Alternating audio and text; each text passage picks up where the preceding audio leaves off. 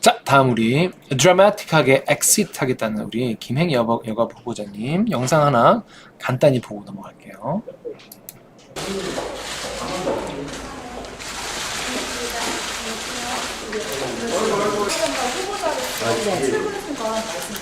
여성가족부는 해체하겠다라는 것이 대선 공약이었기 때문에 아주 드라마틱하게 엑시트하겠습니다. 내가 봤을 때 이 멘트 되게 집에서 거울 보고 좀 연습을 많이 하시지 않았을까? 지금 되게 드라마틱하게 엑시트 하겠습니다. 이게 약간 톤을 딱딱 정해서 온 게 좀 티가 나잖아요. 굉장히 성의가 있는 멘트다. 되게 준비 많이 하신 거다. 다시 한번 들을게요.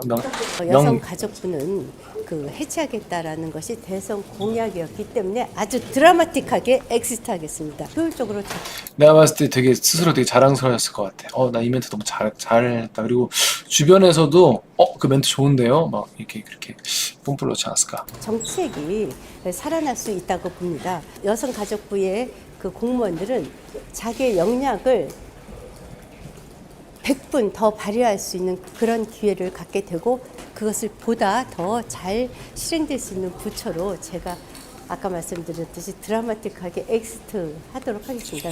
공무원 그러니까 이제 기사들이 물어봤겠지. 여가부 문 닫으면 거기에서 일하던 공무원들은 어디 가나요? 이렇게 물어봤겠지. 그죠? 여기 여가부 드라마틱하게 애봉이라고 하지 마. 210cm님 애봉이라고 하지 마. 그러면 여가부 문 닫으면 여가부 공무원들은 다 어디 가나요? 집에 가나요? 이렇게 물어봤겠죠. 아마 그런 질문이었던 것 같아요. 그랬더니 정책이 살아날 수 있다고 봅니다. 여성가족부의 공무원들은 자기의 역량을 100분 더 발휘할 수 있는 그런 기회를 갖게 되고 그것을 보다 더 잘 실행될 수 있는 부처로 제가 아까 말씀드렸듯이 드라마틱하게 엑시트 하도록 하겠습니다. 근데 그러니까 자기만 드라마틱하게 엑시트하는 게 아니라 여가부 공무원들이 다 드라마틱하게 엑시트한다는 거야. 여가부 직원이 몇 명이죠? 몇 명은 되겠죠? 그 분들이 다 드라마틱하게 엑시트를 한다는데 어떻게 하는 게 드라마틱한 엑시트인지. 근데 원래 드라마틱한 엑시트라는 게 원래 뭐 있는 표현이에요? 보통 요즘에 엑시트라는 표현은 이제 기업 가치 올려가지고 팔고 떠나는 걸 엑시트 한다고 표현하잖아요. 근데 그러니까 좀 매기는 거, 그러니까 고희정님 말씀대로 약간 매기는 느낌? 이렇게 걔네들 안 지날 것 같은데. 김고희 여사 20년 동안 치는 거 아니야? 70년대 학번이에요. 여사님이 70년대생이더라고요. 그러니까 내가 70년 학번이고 김건희 여사가 70 몇 년생인데 이게 되겠냐? 우리가 친할 리가 있냐? 이 얘기예요. 김행 후보자가 59년생이고 김건희 여사가 72년생이에요. 그러면 빼면 몇이냐? 70 빼기 59.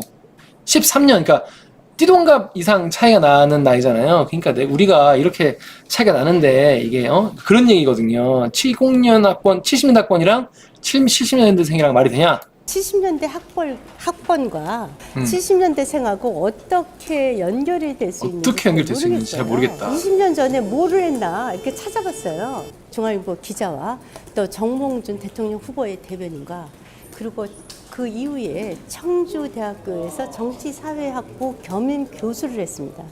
가짜 뉴스를 만드는 사람도 굉장히 사회적 폐해지만 가짜 뉴스를 퍼뜨리고 그것을 공당의 그러니까 가짜 뉴스라는 거예요. 본인이 김건희 여사와 친분이 있다는 게. 대변인이 정치 공세를 하는 것은 정말 적절치 못하다.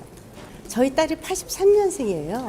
딸이 83인데 김건희 여사랑 내 딸이랑 친하다는 게 더 가능성 있지 않겠냐 이런 얘기예요. 그럼 차라리 저희 딸하고 친구라고 얘기하는 게 더 가짜뉴스로 더 완벽성을 가질 수 있을 것 같아요. 구조적 성차별이 저희 젊었을 때 또 제가 양성평등교육원장 시절에는 분명히 존재했습니다. 그런데 지금 구조적 성차별이 있죠. 어떤 분야에서는 남성이 차별받기도 합니다. 어떤 분야에서는 분명히 또 여성이 차별받기도 하죠. 성차별은 남자도 그런 있다. 식으로 따지면 이게 젠더 갈등이 되는 겁니다. 국민들 어느 누구도 뭔 얘기인지 모르겠어. 참 실망하지 않으신 분이 없을 거라고 제가 생각을 합니다. 여가부와 조직이 전라북도 등 12개 기관을 대상으로 본격적인 감사가 실시되는 것으로 제가 알고 있습니다. 책임 소재가 분명하지 않은 것에 대한 정치적 모든 공세를 막아낼 예정입니다. 그러니까 뭐 잼버링 알아서 하겠다는 얘기고, 그러니까 구조적 성차별 없다 윤석열 통해 얘기했는데 어떻게 생각하냐니까 성차별 있죠. 근데 이제 남자에 대한 것도 있고 여자도 있고 한데 이거를 자꾸 얘기하면 젠더 갈등이 된다. 이거 말이 안 되죠. 왜냐면 성차별이 있으면 그걸 고쳐야지. 얘기를 안 하고 그냥 덮어두면 땡인가요? 아무튼 뭔지 모르겠죠. 애플파이님 이게 정상이에요. 예. 근데 그래서 아니 띠동갑보다 더 어린데 김건희 여사가 그렇게 어린 여자랑 나랑 친할 리가 있냐. 차라리 83년생인 내 딸이랑 친하다는 게 더 말이 되겠다. 이게 김행 후보자의 멘트잖아요. 자, 그런데 2019년에 김건희 여사 페북 글에 19년이면 옛날이잖아요. 여기에 가슴이 설렙니다. 썼어. 아니 근데 난 그게 너무 웃겨. 이게 뭐냐면 그렇게 어린 사람이랑 내가 친분이 있냐라고 했는데 본인은 여기다 존댓말로 썼어. 존댓말로. 그랬더니 김건희 여사가 따봉 해줬어요. 그래서 아니 근데 뭐 이런 얘기는 쓸 수도 있어요. 일단 뭐 팬심이 있으면은 저도 아이돌이나 뭐 저보다 어린 뭐 가수나 뭐 예술가한테 아우 가슴이 설레네요 라고 쓸 수도 있겠죠. 아무튼 근데 이 전시가 코바나 컨텐츠가 한 거예요. 근데 여기에 김행 후보자가 부회장직을 맡고 있던 위키트리가 공동 주관을 하다가 이름을 넣었다가 뺀 거예요. 근데 그동안 계속 전시를 해왔으니까 해오다가 뺐다. 그러니까 계속 관계가 있었던 거예요. 코바나 컨텐츠랑. 근데 나중에 알았다. 위키트리와 코바나 컨텐츠는 2013년부터 수차례 전시를 계속 해왔습니다. 그리고 이분은 위키트리의 부회장직이고 대주주죠. 대주주인데 김건희를 몰랐다. 나는 몰랐다. 이렇게 얘기를 했었어요. 그래서 제가 70년대생이랑 어떻게 연결이 되냐? 전혀 없다. 전혀. 아니, 그러니까 전혀라고 말했죠. 전혀. 여러분, 이 전혀라는 말은 0이라는 얘기잖아요. 0. 0이잖아. 그러면서 친분을 맺기 너무 먼 그대다.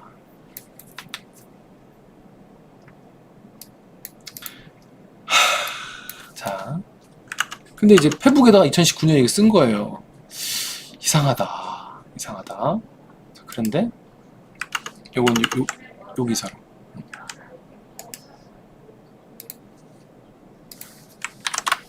근데 알고 보니까 코바나 콘텐츠에 계속 자 2013년에 내가 청와대 대변인 하면서 내가 위키트리 부회장이었는데 지분을 백지신탁했다. 넘기고 회사를 떠났다. 나와 관계가 없다. 무관인 회사가 됐다. 그래서 그때 당시 위키트리 실질적 소유자께서 이렇게 한 거지. 나는 티켓 받아가지고 봐서 처음 본 거밖에 없다. 그게 처음이다. 이렇게 얘기를 하는 거예요. 나는 2013년 이후에는 난 전혀 상관없어. 이렇게 얘기를 했습니다. 그런데 위키트리 주식 내가 백지신탁하고 다 없앴다. 왜냐면 내가 그때 청와대 들어왔으니까. 근데 알고 보니까 남편 주식을 다 신우이한테 준 거예요. 12.8%를 보유했는데 김 후보자는 이걸 따져 물어보니까 아예 당시에 적자였고 주식을 내가 백지신탁을 해야 되는데 사주는 사람이 없어서 누나한테 사달라고 내가 부탁을 이렇게 한 거다. 내 주식은 공동창업자한테 넘겼다. 이렇게 얘기를 했어요. 그래서 김 후보자 배우자는 2019년에 다시 이거를 그때 팔았던 거를 다시 사들여서 지금 40%를 들고 있어요. 이걸 가지고 이제 이게 뭐 주식시장이 올랐다가 이제 모르는 사람한테 한 게 아니라 아는 사람한테 넘겼다가 한 거기 때문에 일각에서는 이거 그냥 맡겼다가 받은 거 아니냐 이런 얘기도 있어요. 자 보면 백지신탁의 매각은 공직자가 이거 개입할 수 없게 하는 건데 신우이한테 이거 한 건 이게 말이 되냐 그랬더니 국힘의 김웅 의원이 아니 공직자가 되면은 신우이나 동성한테 이거 주식 팔고 나중에 끝나고 다 돌려받을 거면 백지신탁 뭐하러 하냐. 이건 통정매매다. 여러분 통정매매 반갑죠? 이거 김건희 여사 도이치모터스 거기서 나온 얘기인데 나중에 얼마씩 그러니까 지인한테 얼마씩 다시 돌려받기로 정해놓고 주식 거래를 하는 걸 통정매매라고 하죠. 이거 수사 대상이다. 그리고 아이고 나 위키트리 코바나 콘텐츠 같이 전시 많이 했지만 나는 친분이 없어요. 난 이때 떠나 있어서 전혀 상관이 없어요 라고 얘기했잖아요. 근데 알고 보니까 김 후보자가 지금까지 위키트리 부회장이야. 그리고 근로소득 원천징수 영장 보니까 7,500만 원. 1년에. 그 뭐 한 것도 없다면서 받아도 돼? 그래서 물어보니까 그 금액은 기억 안 나지만 돈은 받았습니다. 주식은 없어서 회사와 관련 없다. 주식은 없는데 돈은 받은. 그래서 관련이 없다. 관련이 없다. 전혀 관련이 없다는 거는 아예 아무런 영향도 안 해야 되는 거 아닌가? 자, 그런데 여러분 이 부분 재밌어요. 김 후보자가 아까 얘기했죠? 163억 9천이야? 그럼 164억이잖아. 164억 예산을 신고했는데 대변인 때보다 140억 늘었어요. 자, 대변인 때보다 140억 늘었다고. 뭐가 늘었어요? 주식.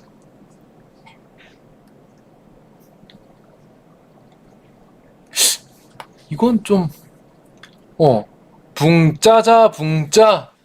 아니 140억 늘었으면 그전엔 23억이었다는 거잖아, 재산이. 그럼 신원식 후보급이었다는 거잖아요. 근데 청와대 대변인 시절 지나고 주식을 돌려받았는데 갑자기 재산이 160억대가 된 거. 아니 뭐야, 이거 어떻게 된 거야? 갑자기 주식이 폭등한 거야. 뭐 어떻게 오른 거야? 1년에 14억씩 주식의 신이야. 뭐야, 붕짜자 붕짜. 신나잖아요. 어떻게 된 거냐? 그거 보니까 대변인 때 정부 광고를 6배나 수주했다는 거예요. 물론 이것 때문이 아닐 수도 있습니다. 아닐 수도 있는데 아무튼 자, 유키트리 참 김행 후보 청와대 대변인이던 2013년에 광고 건수가 6배가 늘었어. 부당한 영향력이 의심된다.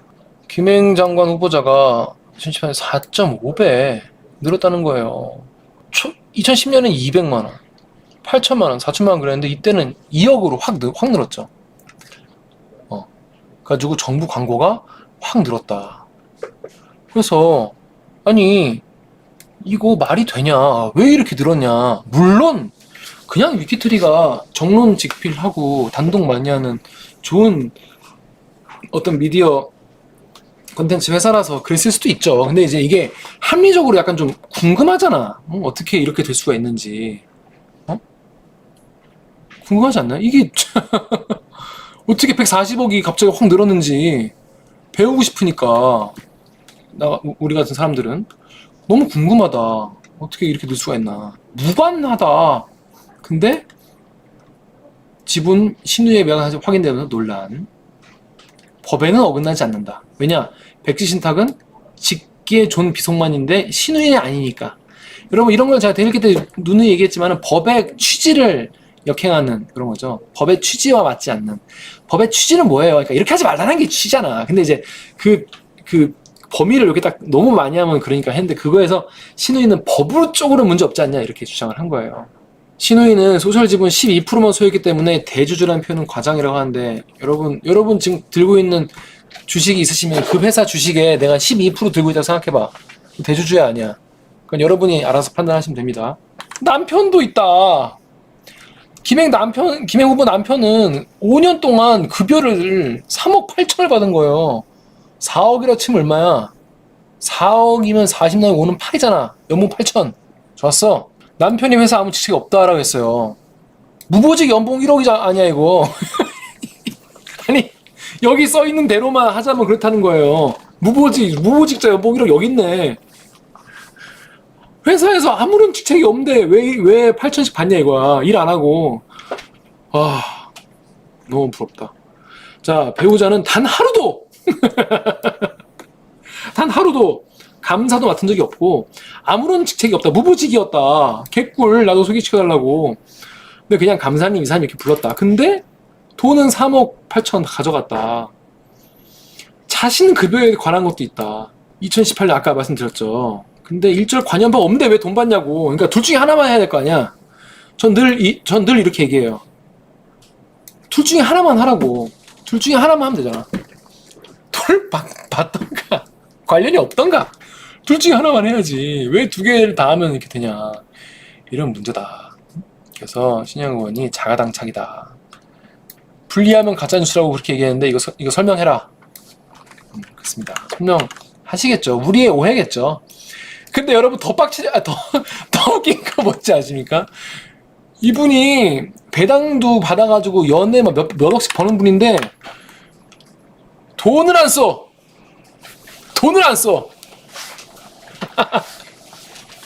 배당 수익이 6억 5천이고 근로 수익이 연봉 8천인데 돈을 안 쓴다 이 말이야. 왜 돈을 안 써? 나라 망하겠다. 아니 있는 분들이 돈을 좀 써주셔야 이 경제가 굴러가는 거 아닙니까? 근데 여러분 반성해야 돼. 여러분 뭐 돈 많다고 지금 연봉 8천에 배당 수입만 6억 5천 받는 분도 돈을 10원 안 쓴단 말이에요. 1년에. 여러분 뭐 잘했다고 돈을 그렇게 씁니까? 예? 여러분 반성하세요. 신용카드 현금 사용액 빵원 보호 배우자 이 말이야. 이래야 부자 된다 이 말이야. 저도 반성해야죠. 나도 반성한다. 여러분 다 같이 반성합시다. 우리 여러분 모두. 여러분 다 사과하세요. 자기 스스로에게 사과하시고 재산은 140억. 그러니까 이렇게 10원 한 장 안 써야 10년간 140억 늘어난다. 에? 기가 막히지 않습니까? 기부도 안 하죠. 전통시장 사용도 안 하죠. 대중교통도 안 타시고. 그러면 걸어 다니시는 거잖아요. 평생. 걸어만 다니시는 거 아니야. 왜냐면 차를 타면 차 기름값을 쓸 거 아니야.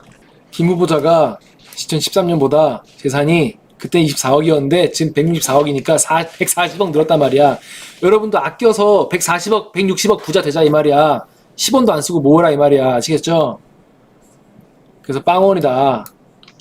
국민들 보시기에 납득이 안 된다. 타당한 소명해라. 전화했는데 안 받았다. 문자에도 답하지 않았다. 그래서 관계자가 말씀드렸는데 오늘 중 답 안 나올 것 같은데요? 한덕수 총리도 빵원이었다. 뭔가 이 노하우를 공유하나? 자기들끼리? 신용카드 내역 빵으로 하는 거. 그래서 이런 분이 지금 여가부 장관 하신다고 해요. 여러분 어떻게 생각하십니까? 참 좋은 나라죠? 김행 후보자는 그런데 지금 재산 문제가 도마에 올라서 오늘 얘기한 걸 잠깐 보고 올까요? 예, 준비하신 게 있죠? 가짜 뉴스가 도가 지나칩니다. 여성가족부 장관 후보자가 청문회 준비를 해야 할 이 중차대한 시기에 가짜 뉴스와의 전쟁을 선포한다는 것이 도대체 말이 됩니까? 청문회 때 제가 창업한 소셜 뉴스, 소셜 홀딩스, 메타 캔버스, 사이언스 플러스의 모든 경영 내용을 전부 다 공개하겠습니다. 그때까지 도어 스태핑은 중단합니다.